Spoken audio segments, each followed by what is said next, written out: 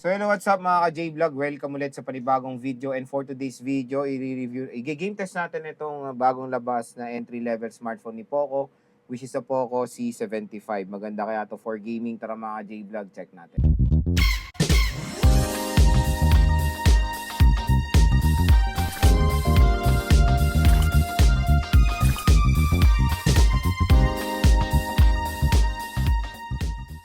So bago tayo mag-start, ito pala yung quick specs si Poco C75. Sa OS out of the box, naka Android 14 siya with Xiaomi HyperOS. Sa chipset, meron siya MediaTek Helio G81 Ultra. Meron tayong octa-core CPU na merong clock speed up to 2.0 GHz, and sa GPU at pagdating sa battery, meron tayong 5,160 mAh na removable battery na support ang 18 watt fast charging rate. Pero nakakatuwa, ang inclusion na charger nito is 33 watts na po. So 4 games ang ating itetest, pero ang daming mga bootload dito na mga apps, pero pwede nyo naman i-cancel yan sa setup. Meron tayong ML, Honor of Kings, COD at Farlight 84.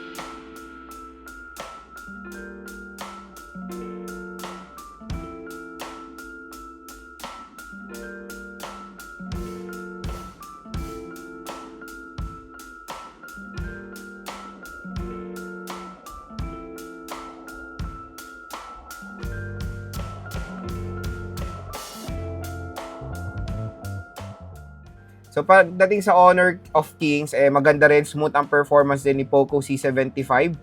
Ayan, ma-enjoy nyo rin maglaro dito mga ka-J-Vlog ng Honor of Kings. Solid din ng kanyang performance. While playing or habang nagbabattle, wala naman tayong na-experience na any hiccups dito sa smartphone na to. So Honor of Kings naman tayo. Set natin yung settings niya. Frame rate very high. Graphics natin nasa smooth.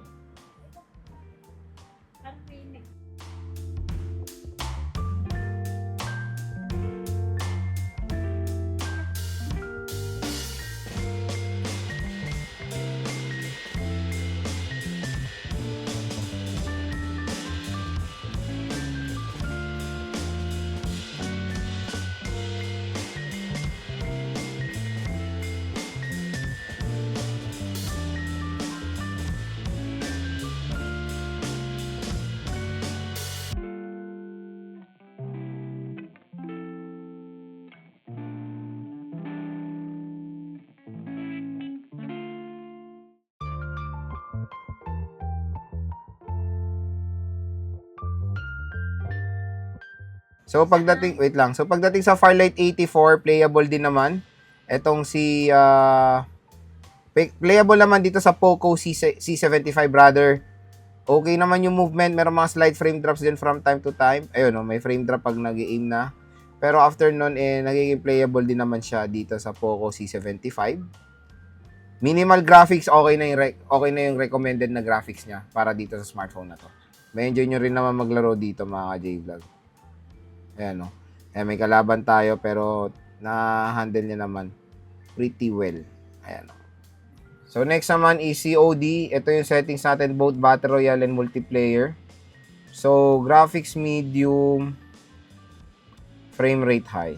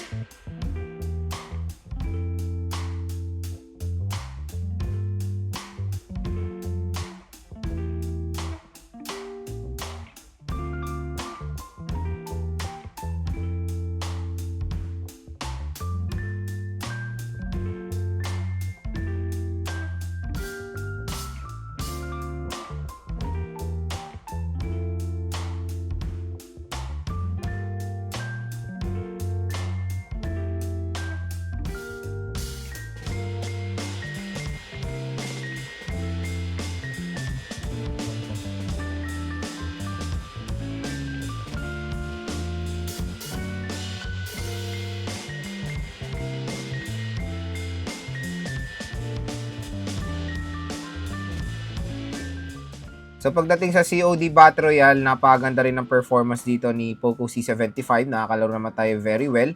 Movements, okay naman. May slight frame drops, pero kaya niya naman i-handle overall ang Battle Royale sa Poco C75.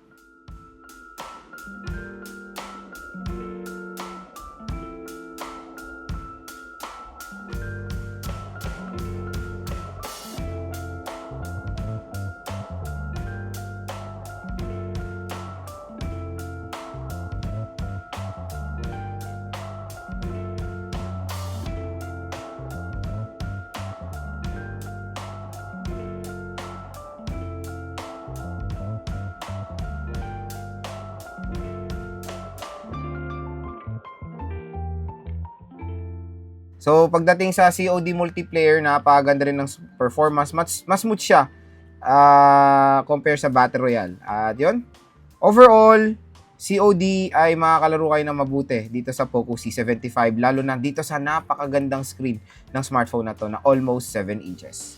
So yun mga ka-J-Vlog, yung gaming performance si Poco C75, ang pinaka-main na tanong kung maganda bang gamitin for gaming itong smartphone na to.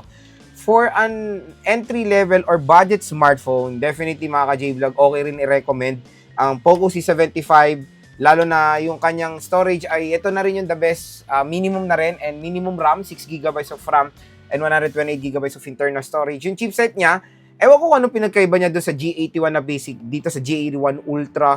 Pero when it comes sa gaming performance naman, nakaka-handle naman siya ng mga modern games today. Again, yung tinest nating games, ito yung mga modern games na usually ginagamit or nilalaro natin dito sa Philippines or yung popular games dito. Kaya yun yung tinest natin. And so far, na-handle niya naman pretty well. Pero yung mga ibang settings ng mga laro ay hanggang medium lang or mababa lang yung settings niya. Pero okay rin naman dahil kahit na mababa yung settings, at least nakakalaro naman tayo na mabuti. So kung hardcore gamer kayo, definitely hindi para sa inyo to kasi hindi naman po ito isang gaming smartphone. Kumbaga, pwede na kayo makapaglaro dito sa smartphone na to sa murang halaga lang. Tulad ng ML, very basic lang yan sa Poco C75. And napakaganda ng display na ito. Yung overall display napakalaki, very comfortable naman maglaro.